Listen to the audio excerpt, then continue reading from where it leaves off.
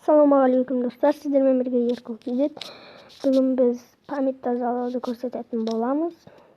Ал кеттік. Бірінші бүйтіп настройкаға кіреміз.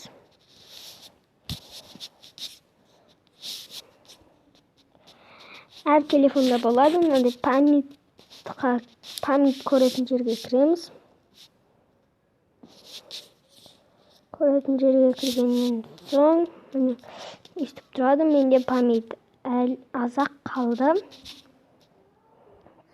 Менде аз память көріп тұрғандарыңыздай ештеңе өшірмей память тазалай көрсетейін.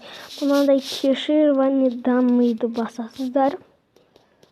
Сөйтіп окты басасыздар.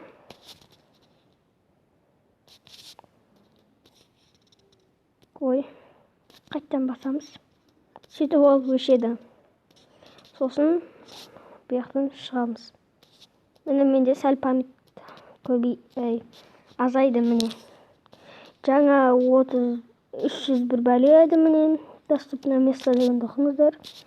Ал қазір 415 памятім бар. Енді біз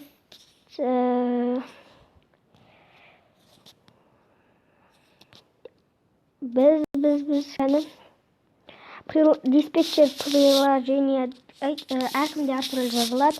Приложение сосын бір қалаған ойнамайтын керек емес затты аласыздар да. Керек емес заттарды аласыздар да. Бүйтіп кіресіздер. Кіргеннен соң очистить данныйды басасыздар. Маған мысалға Instagram керегі жоқ.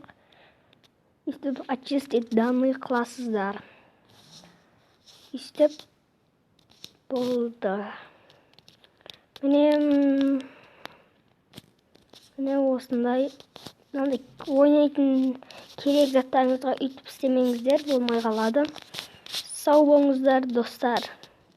Ештеңе өшірмеудің жолын көрсеттім. Және бір жолын көрсетейін, мақұл. Сау болыңыздар, кейін көрсетемін.